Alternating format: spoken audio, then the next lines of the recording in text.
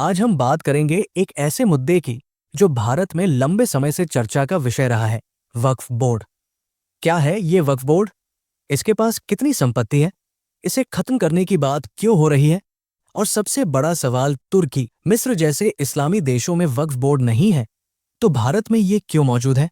आइए इसकी पूरी कहानी को समझते हैं, तथ्यों और आंकड़ों के साथ। वक्फ बोर्ड क्या है? वक्फ बोर्ड एक कानूनी संस्था है जिसे मुस्लिम समुदाय की संपत्तियों की देखरेख और प्रबंधन के लिए बनाया गया है। इसका मकसद है कि वक्फ में दी गई जमीन या संपत्ति का इस्तेमाल धार्मिक, शैक्षिक या सामाजिक कार्यों के लिए हो। वक्फ बोर्ड के पास किसी भी ट्रस्ट से ज्यादा अधिकार है। ये जमीन ले सकता है, ट्रांसफर कर सकता है और किसी के खिलाफ कानूनी नोटिस भी जारी कर सकता है। लेकिन सवाल यह है कि इतने अधिकारों के बावजूद इसका लाभ किसे मिला? वक्फ की शुरुआत और इतिहास। भारत में वक्फ की शुरुआत 11वीं-12वीं सदी में दिल्ली सल्तनत के दौर से हुई।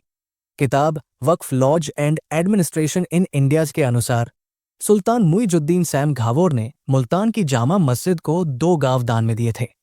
अंग्रेजी शासन में वक्फ को लेकर विवाद हुआ। लंदन की प्रिवी काउंसिल के 4 जजों ने इसे अवैध ठहराया, लेकिन 1913 के मुस्लिम वक्फ वैलिडेटिंग एक्ट ने इसे कानूनी मान्यता दी। फिर 1947 में देश का बंटवारा हुआ। लाखों मुस्लिम पाकिस्तान गए और उनकी छोड़ी हुई जमीनों का क्या हुआ? जवाब है 1954 का वक्फ एक्ट। देश के पहले प्रधानमंत्री जवाहरलाल नेहरू की सरकार ने 1954 में वक्फ एक्ट बनाया। इस कानून के तहत पाकिस्तान जाने वाले मुस्लिमों की जमीनें वक्फ बोर्ड को सौंप दी गई। 1955 में इसमें संशोधन हुआ और हर राज्य में वक्फ बोर्ड बनाने का प्रावधान किया गया। आज देश में 32 वक्फ बोर्ड है, जिनमें शिया और सुन्नी समुदायों के लिए अलग अलग बोर्ड भी शामिल है। लेकिन सवाल उठता है, क्या इन जमीनों का सही इस्तेमाल हुआ? कितनी है वक्फ की संपत्ति? अल्पसंख्यक कल्याण मंत्रालय के अनुसार दिसंबर 2022 तक वक्फ बोर्ड के पास 8,65,644 अचल संपत्तियां हैं, जो करीब 9,40,000 एकड़ जमीन है। इसकी अनुमानित कीमत 1,20,000 करोड़ रुपए है।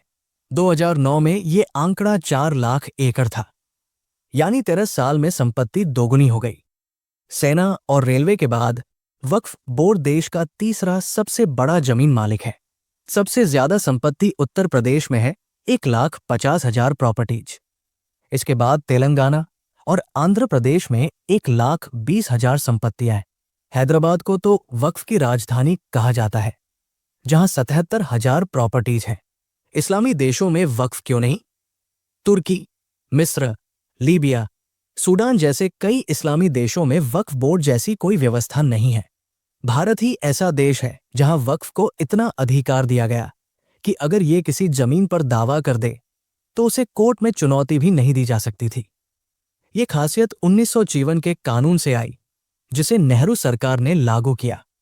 लेकिन इन देशों में वक्फ न होने के बावजूद वहां के मुस्लिम समुदाय की स्थिति भारत से अलग है। तो क्या भारत में वक्फ की जरूरत थी?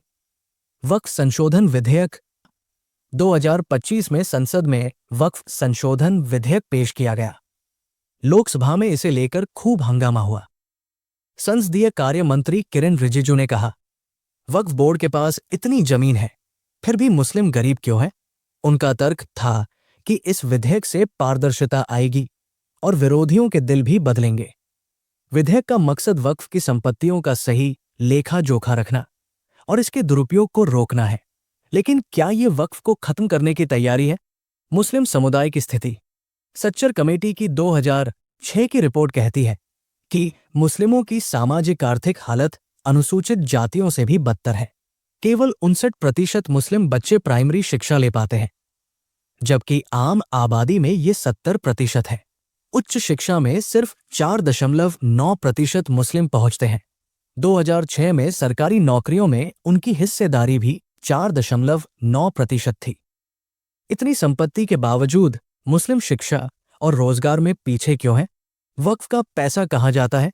वक्फ बोर्ड का काम अपनी आय का हिसाब रखना और उसे समुदाय के भले के लिए लगाना है।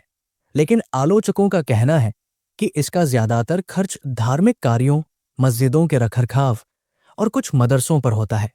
शिक्षा और स्वास्थ्य जैसे क्षेत्रों में निवेश कम दिखता है। अगर वक्फ अपनी संपत्ति का सही इस्तेमाल करे तो मुस्लिम समुदाय की स्थिति बेहतर हो सकती है। वक्फ बोर्ड एक ऐतिहासिक व्यवस्था है जो भारत में बंटवारे के बाद मुस्लिम समुदाय को सहारा देने के लिए बनाई गई। लेकिन 70 साल बाद सवाल उठ रहे हैं, क्या ये अपने मकसद में कामयाब हुआ? 1,20,000 करोड़ की संपत्ति के बावजूद मुस्लिम समुदाय की हालत क्यों नहीं सुधरी? वक्फ संशोधन विधेयक इस बहस को नया मोड़ दे रहा है। क्या ये सुधार की दिशा में कदम है या वक्फ को खत्म करने की साजिश? जवाब समय बताएगा। आप क्या सोचते हैं? अपनी राय जरूर साझा करें।